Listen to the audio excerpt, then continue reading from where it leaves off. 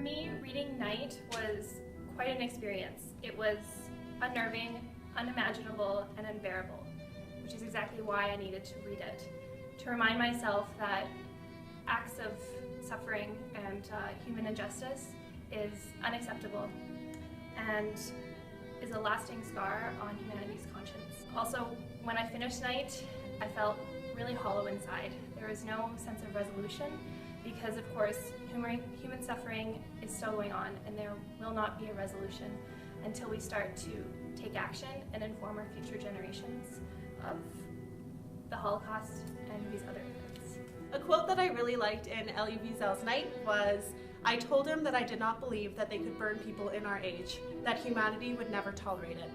I think that you could really relate this to real life current events, and you could bring in newspaper articles that we could talk about what happened back then and what happened now, and talk about the human condition and experience. So I wanted to talk a little bit why Night is important to read in the classroom. Elie Wiesel says, "For the survivor who chooses to testify, it is clear. His duty is to bear witness for the dead and for the living. He has no right to deprive future generations of a past that belongs to our collective memory. To forget would be not only dangerous, but offensive. To forget the dead would be akin to killing them a second time. We want to be able to give our students the power to say never again and mean it."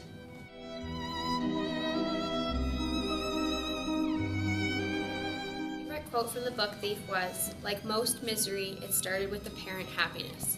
This quote has much relevance in my life, and you can relate to it in so many different aspects about how something could start off so wonderful and yet end so horribly. And we see it all the way across the book Thief and in everyday life. One of my favorite aspects throughout the book Thief is the color of the sky and how it's always mentioned throughout. So one of my favorite quotes is, "And the sun, that awful sun, it burst through the window. The glass was everywhere and shone directly onto the useless girl."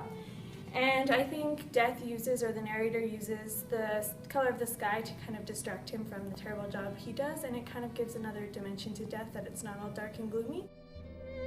My favorite scene from the book is the one where Liesel and Rudy emerge after a bombing and find an enemy plane that's crashed with the dying pilot still inside. The excerpt reads, "We both observed the boy, Rudy, as he reached into his toolbox again and searched through some picture frames to pull out a small, stuffed yellow toy. Carefully, he climbed to the dying man. He placed the smiling teddy bear cautiously onto the pilot's shoulder. The tip of its ear touched his throat. The dying man breathed it in. He spoke. In English, he said, 'Thank you.' I like this scene because it humanizes the enemy. For one moment, we don't see anger or blame or hatred, but instead a compassion that goes beyond a war and its sides." An earlier quote from the book says, "How could something so seemingly insignificant give comfort to someone?"